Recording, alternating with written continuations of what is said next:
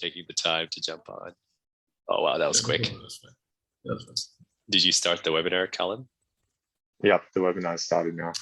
Oh, damn, so I can't shit talk with Tolu right now. It's all right, we'll save it for later, Tolu. No problem. That's fine.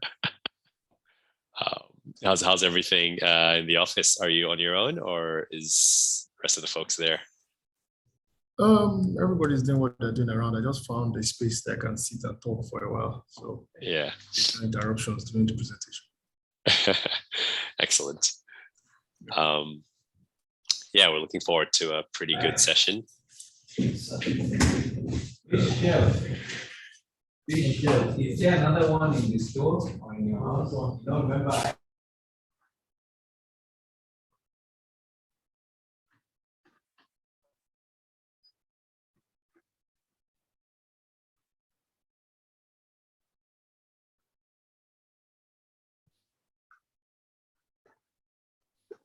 Can you still hear me? Sure can. All right.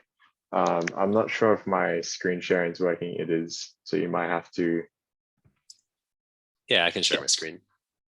I'll just prepare screen. You can see a fair few folks jumping in. It's good to see. Welcome, everyone. Hey, Patrick, good to have you on. Let's just wait another 2 or 3 minutes and then get it started. Yeah, give people some time. It's the middle of the week. People are getting over that hump.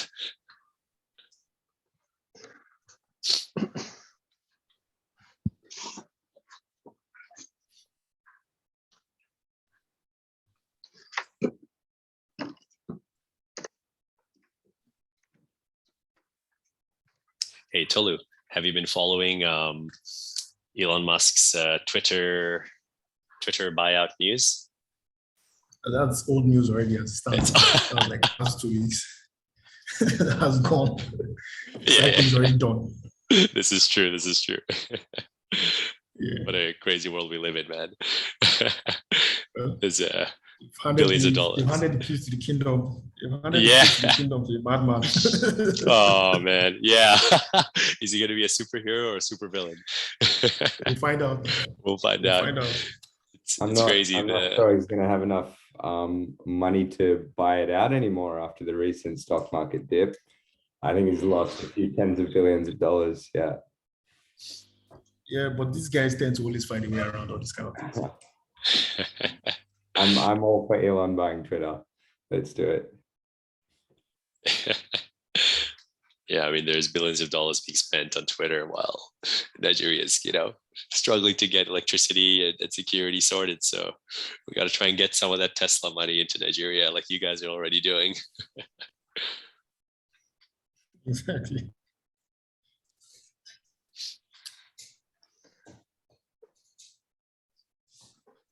Alrighty. Let's give it 1 more minute and then we'll kick things off.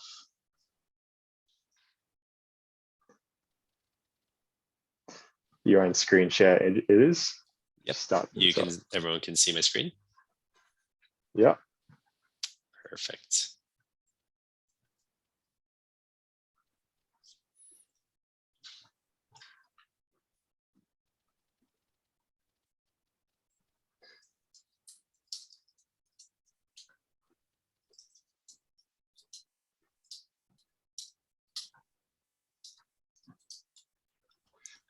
Alrighty, I think we're good to kick it off. Cool. All right, well, thank you everyone for joining this webinar on how to leverage the output-based fund in Nigeria. It's a pretty exciting session and we've got 2 really awesome speakers lined up to talk on this subject.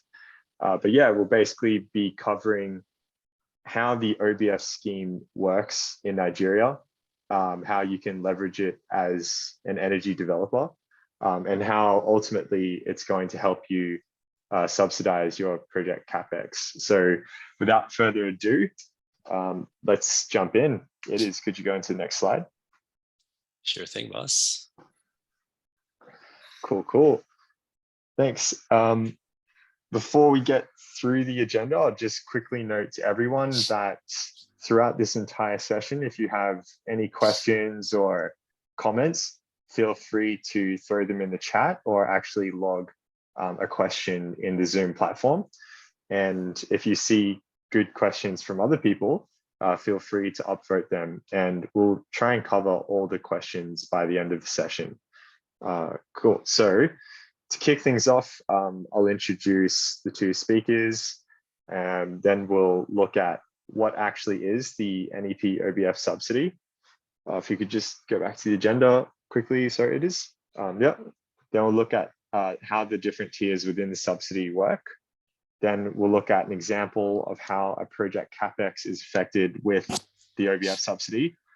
Then we'll look in more detail about actually applying for the OBF. And then we'll wrap things up with some Q&A after that.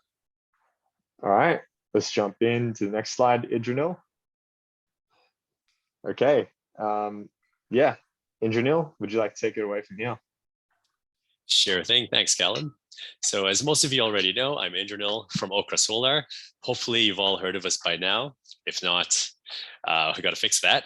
We are Nigeria's first mesh grid technology provider with projects across 6 states and more coming on the way. And joining us, we have Tolu Alope from M1. If you'd like to jump in and share a bit about yourself and M1 Solutions. Yeah, so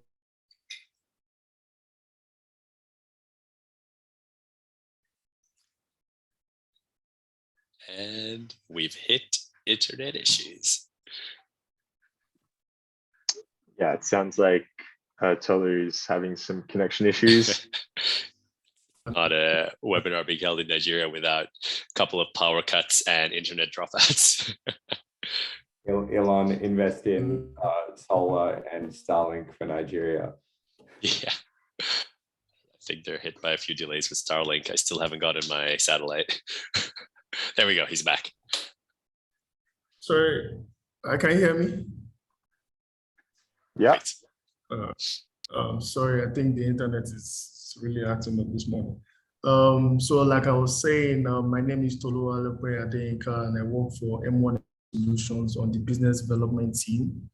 And M1 Energy Solutions is a Canadian engineering and technology firm providing economically and environmentally stable power solutions across West Africa. We've been playing in West Africa for the last 10 years, and we have over 300, give or take 300 solar microgrid solutions that we've installed.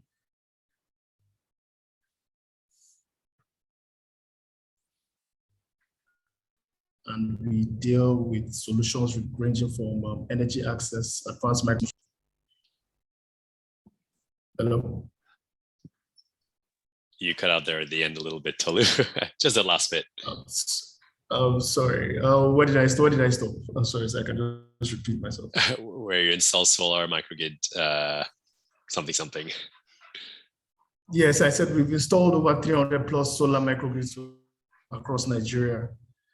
And we provide solutions in the area of energy access, smart electricity infrastructure, and advanced microgrid systems. I hope that was good enough. No, excellent. We'll be keen to hear more about your experiences later as well. Thanks, Tolu. No Tolu will be sharing his experiences in the application process for the OBF subsidy and answer any questions you have as well at the end of the session. So make sure to keep those questions coming. Perfect. So maybe we can start digging in a little bit. As most of you know, the NEP, or the National Electrification Program, was designed in 2018 with the objective to increase electricity access to households, MSMEs, universities, and hospitals throughout Nigeria. I'm not saying anything new here. I'm sure most of you know this already. The program has been funded by the World Bank and African Development Bank, and it's split into 4 components. But we'll be focusing on 3 of them, which are most applicable for us all. And the REA manages this program and the disbursement of the funds for the projects. So the NEP is a $600 million fund. This fund is shared between the various components, and we'll be highlighting 3 of the components here, which is the MST, the PBG, the OBF, the A, B, C, D, E, F, G, and all the other abbreviations you can think of. No, just the first three. So the MSC component, which stands for the minimum subsidy tender, had about 71 million allocated to it, of which only 1 million has been dispersed so far. This is because the MSC is a special project for tenders that the REA announces over time. Now, the two main ones, which is the PBG. So under the PBG, only $6 million of the $48 million allocated to it has been dispersed so far. This is a subsidy program for mini-grid developers and is dispersed per connection once a site is commissioned. It's a fairly involved process. Obviously, as you know, developing a mini-grid takes a lot of time. And so it's been quite slow in dispersing this fund. Finally, for the OBF, or the output-based fund, about $47 million remains to be dispersed for developers who want to take advantage of this subsidy. As you can see, the majority of the fund is yet to be dispersed, but the OBF is by far the one that's been where the most amount has been dispersed out of the subsidy, out of the total amount allocated to it. So I reckon you should definitely get your applications in before the elections come around. I mean, the midterms are happening end of this month, so hopefully nothing happens to affect the off-grid electrification space. So for this webinar, we will be focusing on the best and most applicable component, the OBF. The OBF is designed for solar home system providers, and as Okra's mesh grid systems are pre-approved, energy developers deploying mesh grids can also avail this subsidy. With about 13 million out of the 60 million already being dispersed, you can see that the OBF is moving rapidly compared to the other components. This is due to the ease and the speed at which projects are commissioned and monitored with the OBF program. Obviously, distributing solar home systems is a lot quicker, and some might say easier than developing mini-grid projects, at least in the project development phase. So the REA is a purpose of developing and creating this program. It's because it's dedicated to mobilizing these funds for energy access. So they have tried to make it as streamlined as possible for energy developers. And it's crucial for the success of off-grid electrification projects. So I'll be digging into it more in a bit. All right, so this is a lot of information, but it's time to see what the big fuss is about the subsidy and why you need to apply for it ASAP. There's a lot of information here, but basically to go over it, this is the subsidy table. And on the top row, you can see that it is separated into 5 tiers based on the size of the system. Most of you will be familiar with this, but I'll be briefly going over the numbers here and what they represent. Just 4 key points to take note of here. The OBF subsidy amounts have increased from the last year. So you can see that it's now comparable to the PBG and even more, as the PBG, which is for mini grids, disperses a maximum of up to $650 per connection flat. And you can see this difference here. For example, in tier 4, where it used to be $320 per connection, it's now increased to about $1,000. We'll be digging into it more later on. Now, the second point is that disbursements are provided in Naira at the CBN rates, including the end user discount. Now, obviously, everyone knows the two worlds that Nigeria's exchange Forex lives in. But what this really encourages is that you're encouraged to procure your equipment using the official channels, meaning going through the hoops of the Form M and all that, because when you do get the disbursement, it'll help out even further, making sure you get your CapEx back. The third point I wanted to be clear on is that the disbursements are done after commissioning of the households. So as with the PBG, the OBF, you do need to have the total costs available for your CapEx, but you will get the subsidies back once the households are connected and using the energy that you've provided them with. Finally, the way the REA monitors all this is through an integration with Odyssey for all reporting purposes. And this is how they track the commissioning, energy usage, tariffs, etc. Now, the tiers are classified based on the nominal capacity or the generation of the panels per connection. This also determines the subsidy available per system. Now, the key numbers to take note of are the nominal capacity and the grant amounts. You can see that the subsidy benefits the developer more so than the end user. This is also to say that the savings are definitely passed on to the end user to make energy access more affordable for all. Now, obviously, there are a number of eligibility criteria to go through, and we'll be chatting more about that later on. But the technology being deployed must have the appropriate certification and quality standards. This is detailed in the application requirements, which we will go through shortly.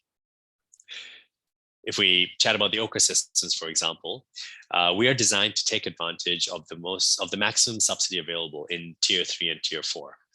For example, the Okra XL kit has a year-round daily energy rating of 2.2 kilowatt hours with 900 watt peak solar panels. Hence, the system falls in Tier 4 and is eligible for the grant amount shown here per connection. Now, depending on what system you're using, whether it's B-Box or Zola, you just have to see which tier they fall into in order to understand the grant amount you'll be receiving for that system. Obviously, if you're in Tier 4 or Tier 5 or even Tier 3, this is a massive increase from the old grant amounts and also significantly larger than the PBG grant you would get for an equivalent power supply.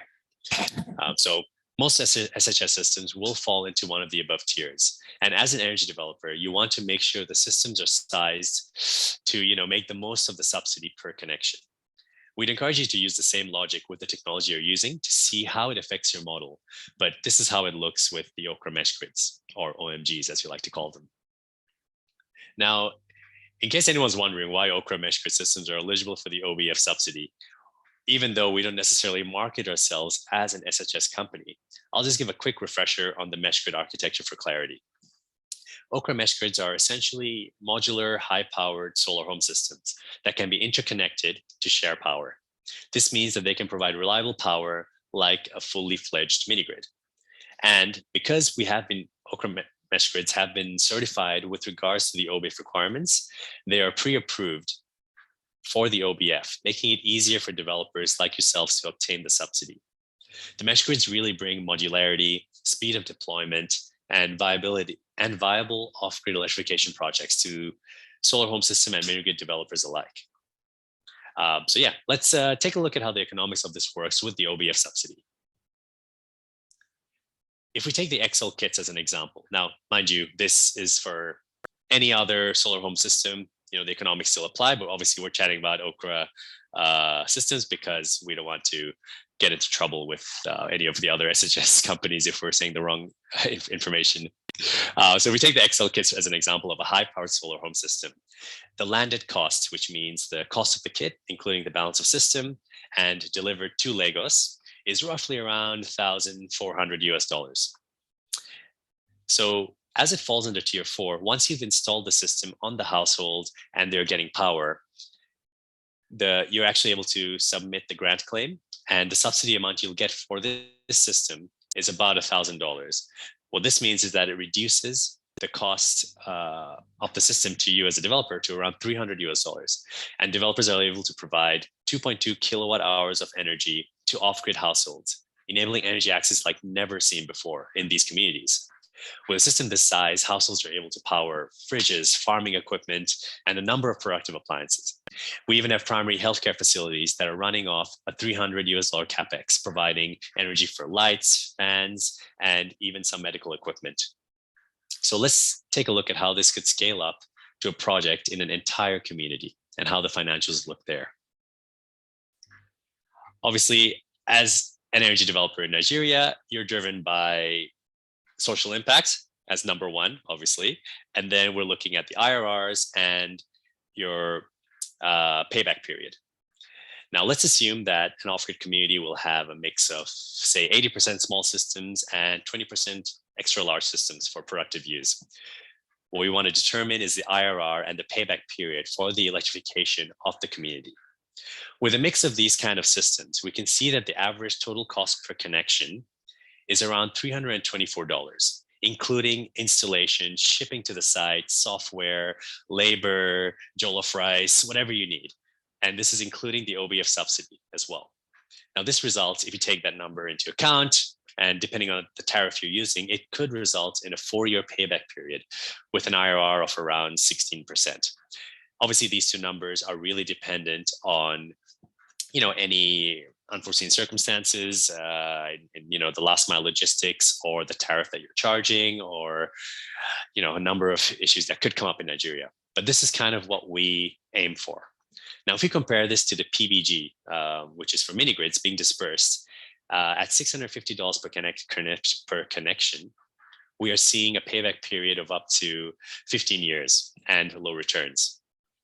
So coupled with the high CapEx, long project development times, and complexity of the subsidy application, mini grid developers are now opting for the OBF subsidy to get projects off the ground with SHS or mesh grids.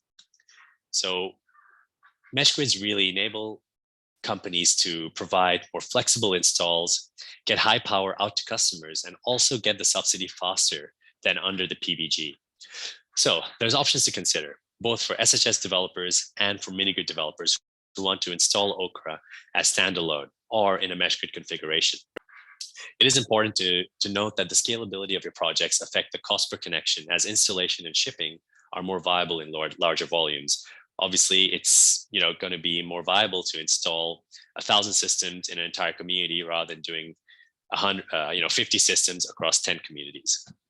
So it goes without saying, the OBF program is an innovative program that is really enabling financial viability of off-grid electrification.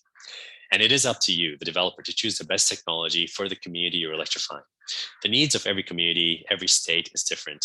So we really want to see which fits in the best. And we're just here to make sure we can support in any way possible. So we've looked at the what and the why. Let's move on to the how. The OBF subsidy process is simplified to allow a low barrier of entry to eligible developers. We have summarized the steps in this table here. As Tolu will be explaining in the next slide, the most time-consuming process in the OBF application is in step 2 here, where you'll be requested to provide the required background information for the compliance checks. It is important to note that once you've completed the pre-approval process for the OBF, you can submit grant claims on a monthly rolling basis for every connection made per month. So this first time takes the longest, but after that, as you're installing systems, every month on the 30th of the month, you submit your grant claim and you can get the subsidy back within the next month. So compared to the PBG on the right here, which has several steps with large time commitments, from the company checks to the technical information and the NERC permits required for mini grid sites, it increases the time to disbursement to at least 12 months. Obviously, this is including the project development time required to even identify a site and get the land right and all of those things. So at the end of the application process, the OBF amount dispersed is faster and can be greater than the PBG, which means that all developers should be looking at getting OBF approved, even if you're a mini grid developer. Now, the OBF eligibility criteria is available on the REA website in the link on this slide, which we will share with you after the webinar. It's a lot of documentation to read. We do recommend you jump on and read and, do go through it. But once you go through it, it's easy. Tolu Alope from M1 has had firsthand experience in getting the required criteria documentation together. So Tolu, if you want to jump in and share some of your experience, I've got some of these points on here, so feel free to chat through them. Over to you, Tolu. No problem. Hope you can hear me. Good. We can hear you. So the first step for anyone who's interested in this is actually getting registered on REA to gain access to the Odyssey platform, because this entire submission happens on the Odyssey platform. Once you get into the platform, all the things are there and they are open and very clear for you to follow through. It's a itemized step by step according to what you need. And apart from statutory documents, they have templates that you can use for other things that they require. So I can just go through the list that you have on your screen right now. For the company information, they basically want your CACs, memorandum of memorandum and article of association. Then for the financials, your audited accounts, things of that nature that I think everybody here should be used to submitting for different projects. Then as long as you move along the submission, they have the aspect for the business plan, which is where you actually prove to them what exactly you want to do with the funds and how they're going to prove it. So you have the customer service, which is how you're going to treat or how you're going to service the customers after your equipment has been installed on sites. then your operational skill, which there are just a few questions they're going to ask, which are very straightforward, and then your experience and skills in the SHA space. So for companies who really don't have experience in the HSS space, but have experience in solar, what they are looking for are systems under 10 kilowatts. So any system above 10 kilowatts now doesn't qualify for SHS. So if you have experience of that 10 kilowatts, you can formulate that and use that for the SHS application. They are also very key to see what you have on gender inclusion, which is very important to them. So you should also work towards having a gender inclusion policy that you can also submit to them. They will also ask for quality verification of all your equipment. But if you're already going to use the Okra system, that makes it way easier since they're already pre-qualified already. So that's a very straightforward process for you. And then the rest is just documents which you can easily find on the website that are just straightforward to submit. What you won't find on the website that they're actually going to ask for is a product responsibility organization certificate from NESRA. And what that simply says, what that certificate proves is just that you have a plan for how you're going to dispose of your batteries after the life cycle of those batteries. For that, you just need to reach out to NESRA, which is a sub-agency under Ministry of Environment, and there's a straightforward application for that process. They have a pre-approved company for that already, which is ABBR, and they will help you through the process of getting that certification, and that's the last thing you need. So once you have all those documents, you're making your submission, and then you have to follow up with the REA to make sure that you get the approval, because they will generally have questions for you based on the documents you submit. So if you pass the technical and the financial stage, then you're good to go, and then you can get your approval, and then you can begin your installation to request for your grants. I think that's clear. Awesome, thanks, Tolu. Yeah, I think the NESRA side is one of the things you do have to go through right at the end. Also, Tolu, one of the questions I noticed right now, is just kind of jumping in a bit quickly here, is for the operational scale on the showing the historical sales data, you essentially, how did you kind of address that? You kind of compiled a document or something, I remember seeing, with like images and a lot of other details, right? Yes, so for the operational scale, they basically want, there are two things. They want your 12 months previous historical data of your SHS experience, and then your forecast for the next 12 to 24 months. So like I explained earlier, if you have SHS experience already, if you're a company that has been installing solar home systems, then your previous experience is pretty straightforward. You just fill that up in the data sheet they have. But if you're a company who has solar experience, but not necessarily SHS, you need to try and identify projects you've done that are below 10 kilowatts. So all projects so because the metric they use to judge SHS systems in REA is systems below 10 kilowatt hour. So once you can just get projects you've worked on that are within that range, you can now use that to fill up your historical data for the attachments that they need for the operational scale. On the operational scale, they'll also ask you how you intend to service the client. So is it going to be a pay-as-you-go model, or the customer is going to own the assets? So these are decisions you need to make on your own, but you need to answer those questions upfront to the RE, because they're going to ask. They will also ask locations of the sites you've worked on.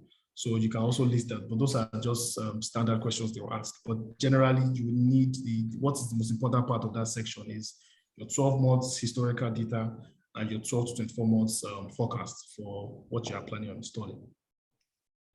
Awesome, thanks a lot, Tolu. I'm sure we'll be digging into it a bit more at the end of the webinar with the Q&A, but it sounds like basically compiling the past experiences that fit the requirements for the OBF program is kind of the key part. You want to get everything together before you start your application process. And you know, M1 has been in the solar energy space in Nigeria for a long time, doing CNI large scale projects. But even though they have all that experience, they've had to compile all this stuff and, you know, meet the criteria for the OBF, because it's specifically for less than 10 kilowatt systems.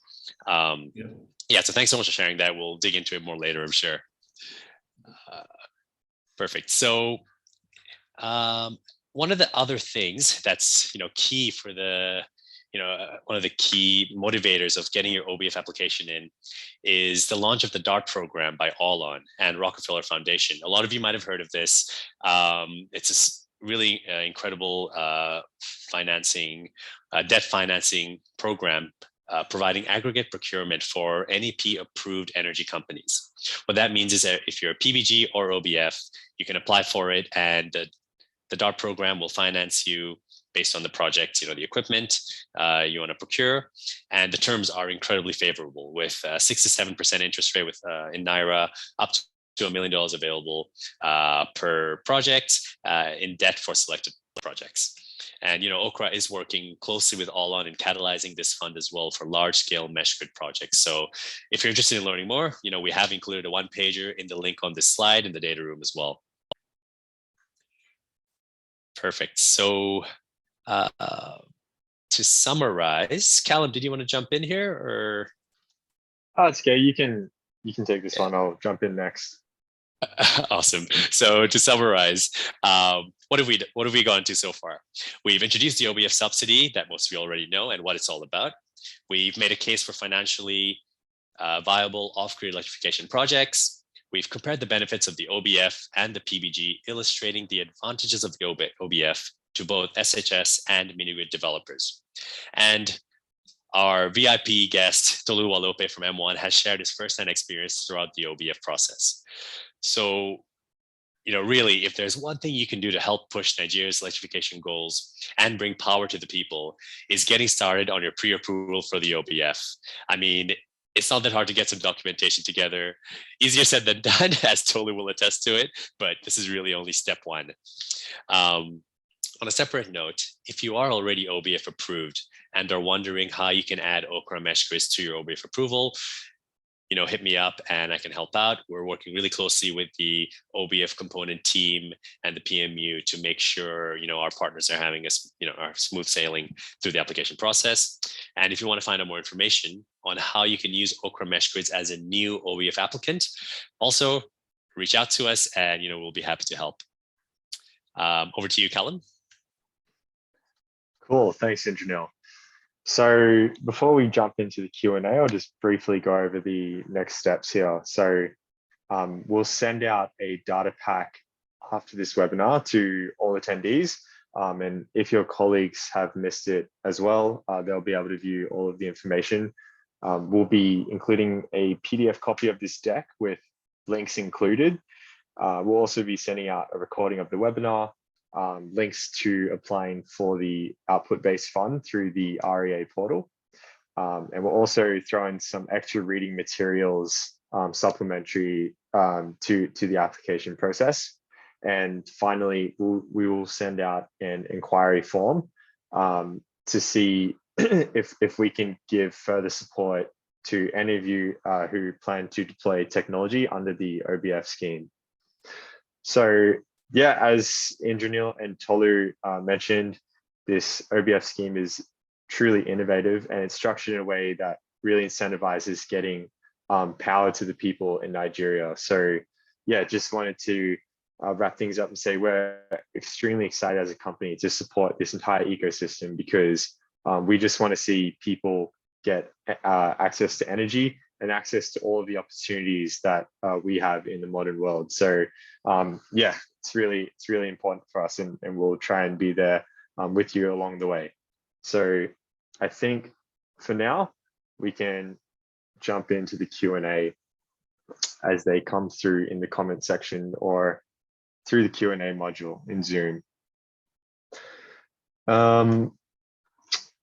Okay, cool. So I can see one question from Hughes Dimka asking, the OBF requests that a developer must show that they have managed a minimum of 150 solar home systems. So how does a new entrant into the space meet this requirement? Indranil or Afi or Tolu, did you have any thoughts on that? Hey, Tolu, maybe you could shed a bit of light on how you answered that, address that criteria in the OBF process. So yeah, that's fine. So from my understanding, which is the reality of the matter, the area is more interested in your ability to deliver as opposed to you handling 150 systems. Because right now their goal is to actually exhaust the funds they have before the World Bank calls them back to refund that money.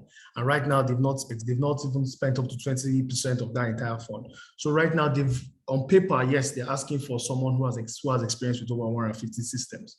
But right now, they are not, that's not a metric they're standing firm on.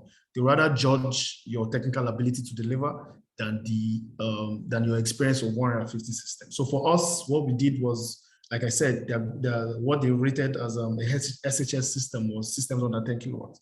So we just brought around, we have around 10 to 20 systems that are below that metric. So that is what we used to prove. And then our experience across other systems showed that, okay, yes, we can actually handle the SHS installations. So they are not holding the 150 systems right now to restrict people who are trying to apply for the grant. So that is not a metric that they're holding firm on. So you can also still apply. What you need to do is to prove to them that you can actually install SHS systems moving forward. That's from my own understanding. Yeah, and I think this is the communication that we've actually had with the head PMU and the REA team as well.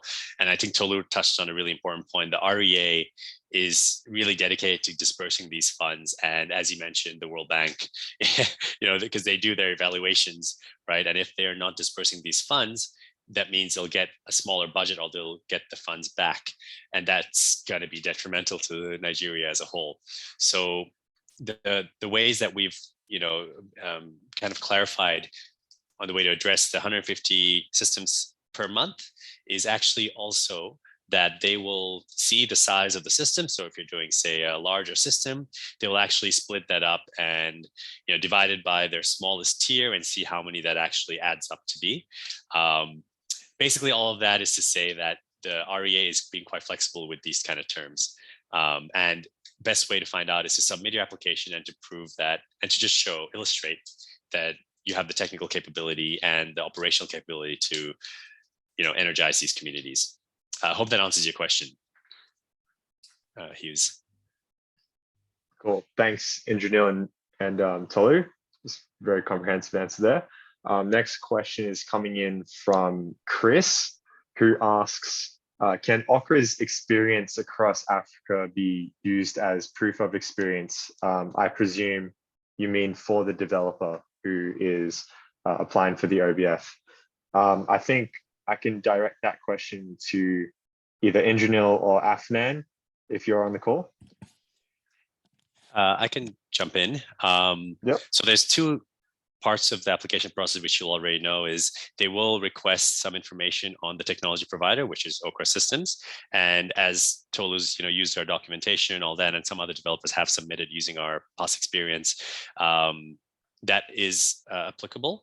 That'll help your application. But as the energy developer and the operator, you do need to show your experience as well, which is more important even, because they do require, one of the hard requirements is that you have to be in operation for at least 1 year before you can apply for the OBF subsidy program.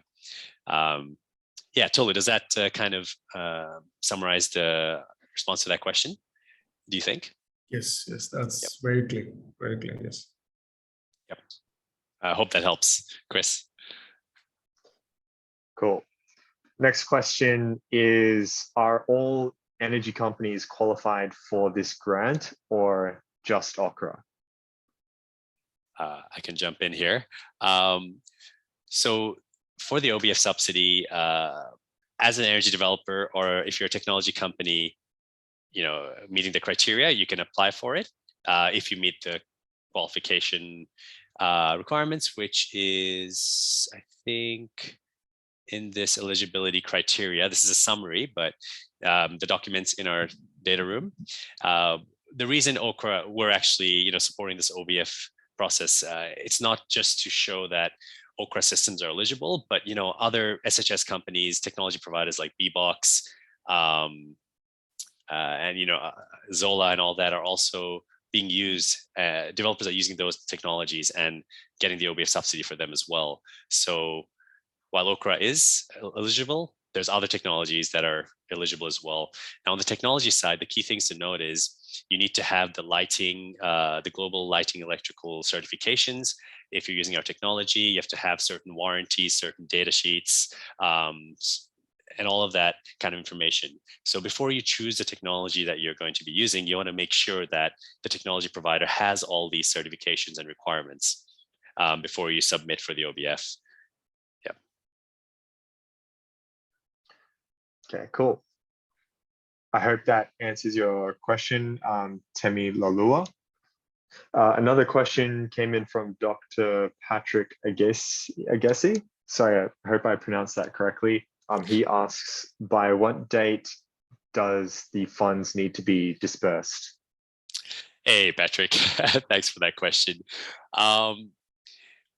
So they do their mid-year evaluations, and they just did one of their evaluations at the start of the year, or at the end of last year rather, when they increased the subsidy. Obviously, they're evaluating the projects that have been deployed so far, and they've increased the subsidy amounts. So it's really on a rolling basis, but I do believe they have a commitment of, I can't remember the exact number, that within the next 3 to 4 months, they're going to be dispersing a fairly large amount of subsidy. So while there isn't an end date, so to speak, they're evaluating it every 6 months. So yeah, hope that helps. Cool, thanks. It is. Yeah, we have another question here from Damilola, who asks, are mesh grids currently in use in Nigeria? Just a quick one, Cal. I'm sorry to interrupt. Tolu, I think you're about to jump off. We're a bit over time, so. Yep. Yeah, probably have to just step up right now. Yeah. So if anyone has any question moving forward, I think you can just reach out to Intranet. You can reach out to me. I'm available to answer any question to anybody. Since with the experience I have, I think that's good. Awesome. Thanks so much, Yeah. Tolu Lope. Have an awesome day. Me. We'll speak to you soon. Thanks for coming on. Cheers. Thank you, Tolu. Yeah. Perfect. Callum, sorry, the last question was from Damilola on if the mesh grid is currently in use in Nigeria. Yes, that's correct. Yep, absolutely. So we've actually got, we recently commissioned our flagship pilot project in Ondo State.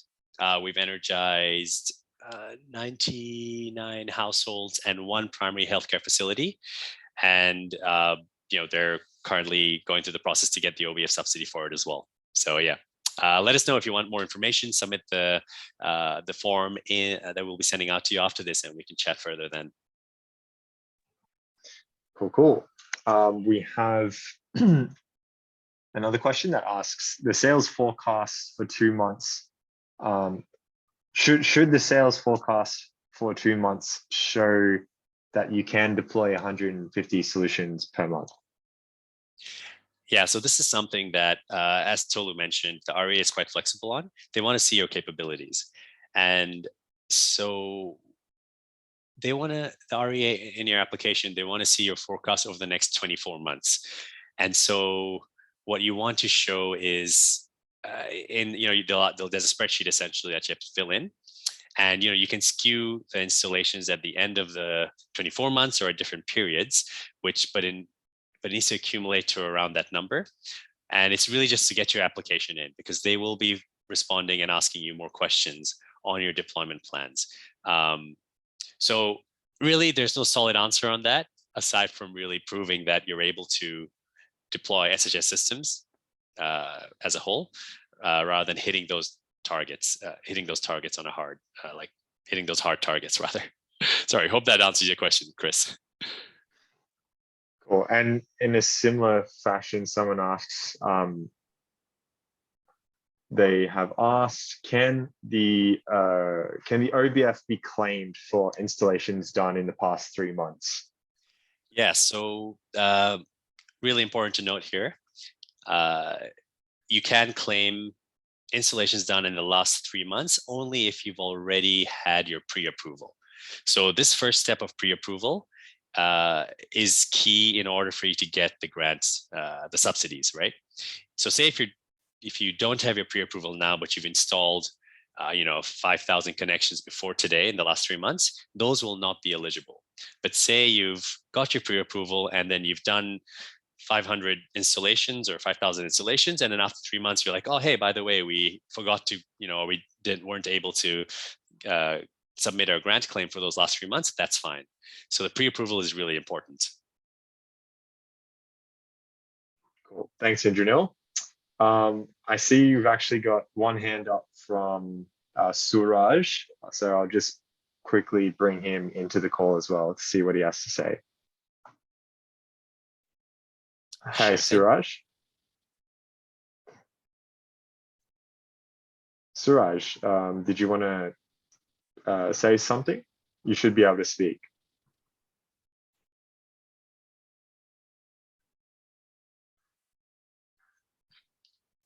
Okay, maybe I think he's accidentally hit the hands up there.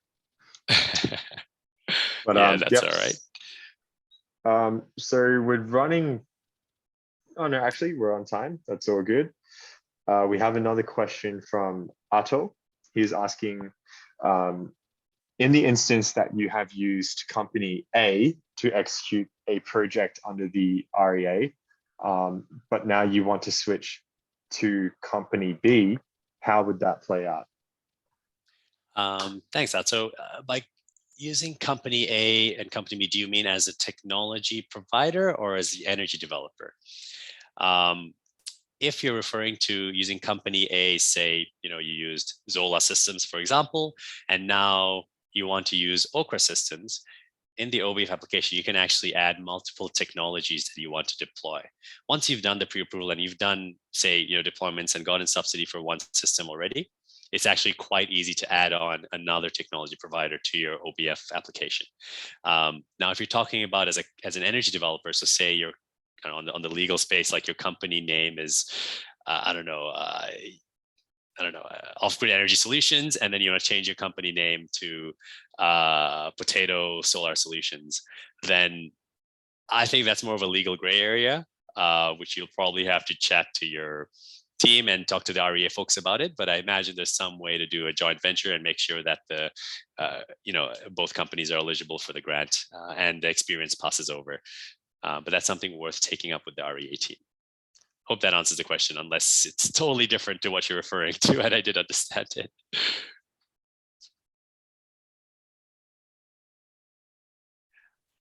Cool. I'd just like to make a quick shout out to Shimabi, who is providing some really good answers in the comment section as well. Thanks a lot, Shimabi. And Ato says that your answer, that what you said, Indranil, answered his question. Perfect. Thanks. One more question from Chris. Can you source for all of the other components independently, and then incorporate the Okra pod? Would Okra be interested? Okay, so it looks like the question is saying, can all of the other remotely deployed assets, can all those other assets be procured separately to the pod? Yeah, great question, Chris. So I'll just be going back to this system here. So unfortunately, we don't supply the Okra pod on its own unless it's a MOQ of about 5,000. We are supplying the Okra kits, and we have the S and the XL kits, and we're always tweaking the systems to see how we can better service our partners and the needs of the communities. And the kits include the panels, the battery, inverter, the pod, the software, and the balance of system like cables, PowerPoints, and all that stuff as well. And all the kit as a whole contribute to the subsidy. So that's the approach we have in Nigeria. Yep. Hope that answers your question. I can just add there. It is. Hey, Chris, thanks for that question. So basically, one of the challenges that we've seen in just supplying the pod to our customers around the world is that there's some issues typically with the battery quality and the whole kit quality when we're supplying just the pod. So we made a conscious decision to source a supply chain of quality panels and batteries and balance of system and package it together. And as we procure at scale, that also reduces the cost of that equipment, so we can give more competitive pricing to our partners. And then finally, when we go to the REA, we bring them the whole kit. And basically we're like, these are the specifications for the entire kit. That kit gets qualified as a technology that can be used under the output-based fund program. And then the developers can say that, yeah, we're using this kit from Okra, that has been qualified, and then you can use it. So those are a couple of the reasons why we're supplying the whole kit. Thanks, Afi.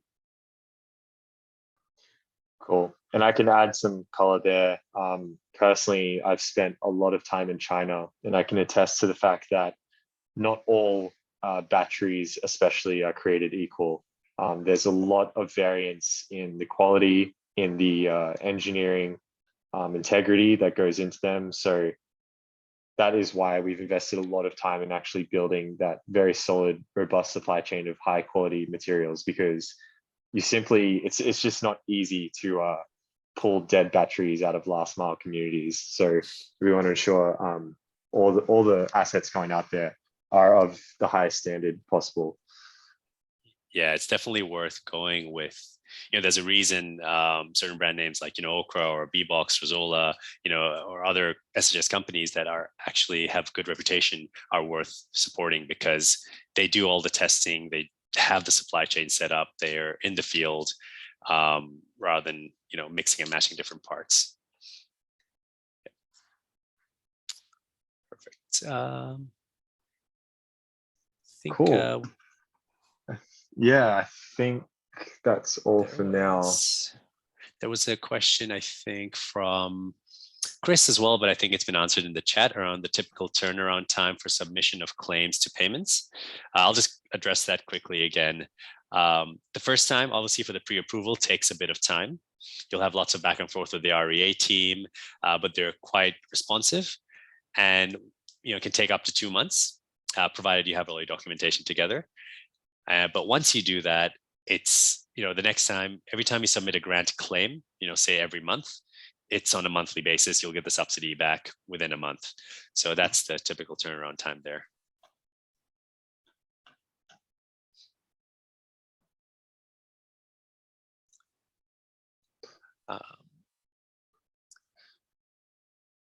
Yeah, seeing some good interaction between Chimaobi and Ato. Thanks so much, Chimaobi, for answering these questions. Yeah, perfect. No, it's great to see healthy conversation. Yeah, and just another reminder that we will be sending out a data pack to everyone that attended this webinar, as well as people that registered but weren't able to attend. So don't worry if your questions go unanswered or you just think of something later. We'll also provide a form where you can literally ask us anything that comes to mind when it's related to qualifying for the OBF in Nigeria.